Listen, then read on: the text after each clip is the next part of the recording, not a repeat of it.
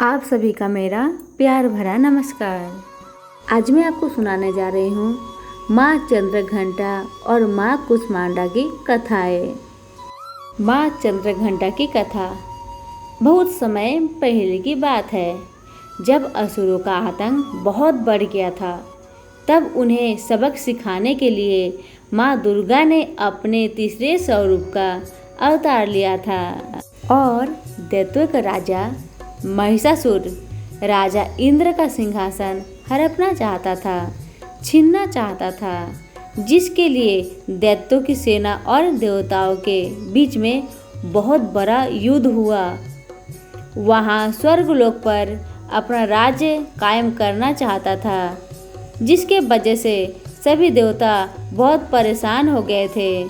सभी देवता अपनी परेशानी लेकर त्रिदेवों के पास गए। त्रिदेव देवताओं की बात सुनकर क्रोधित हुए और एक रास्ता निकाले। ब्रह्मा, विष्णु और महेश के मुख से ऊर्जा उत्पन्न हुई और जो देवी का रूप ले ली।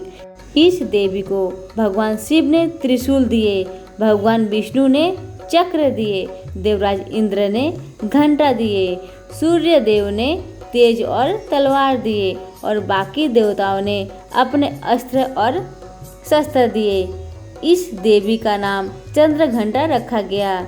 देवताओं को बचाने के लिए माँ चंद्रघंटा महिषासुर के पास पहुंची।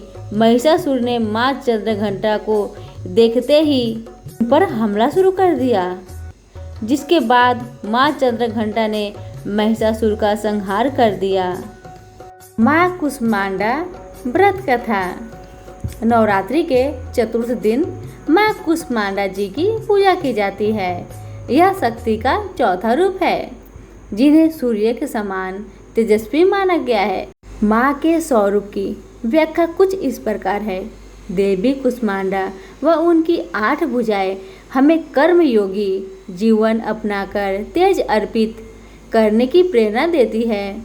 उनकी मधुर मुस्कान हमारी जीवन शक्ति का सौधर्न करते हुए हमें हंसते हुए कठिन से कठिन मार्ग पर चलकर सफलता पाने की प्रेरित करती है। भगवती दुर्गा के चौथे स्वरूप का नाम कुष्मांडा है।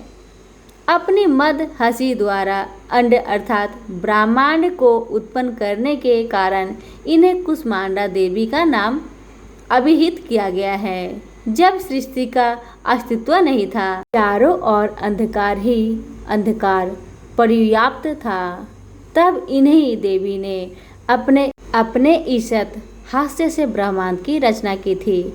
अतः यही सृष्टि की आदि स्वरूप आदि शक्ति है। इनकी 8 भुजाएं हैं। इनके 7 हाथों में क्रमशः कमंडल, धनुष, बाण, कमल, पुष्प, अमृतपूर्ण कलश, चक्र तथा गदा है।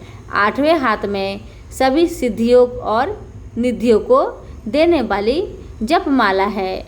एक पौराणिक कथा के अनुसार ऐसा कहा जाता है कि जब सृष्टि का अस्तित्व नहीं था, तब इन्हीं देवी ने ब्रह्मांड की रचना की थी। ये ही सृष्टि की आदि स्वरूप आदि शक्ति है। इनका निवास सूर्यमंडल के भीतर के लोक में है। वहाँ निवास कर सकने की क्षमता और शक्ति केवल इन्हीं में है।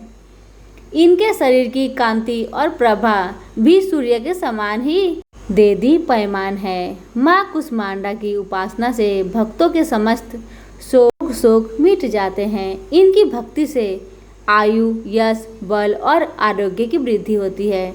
माँ कुष्मांडा अत्यल्प सेवा और भक्ति से प्रसन्न होने वाली है। इनका वाहन सिंह है।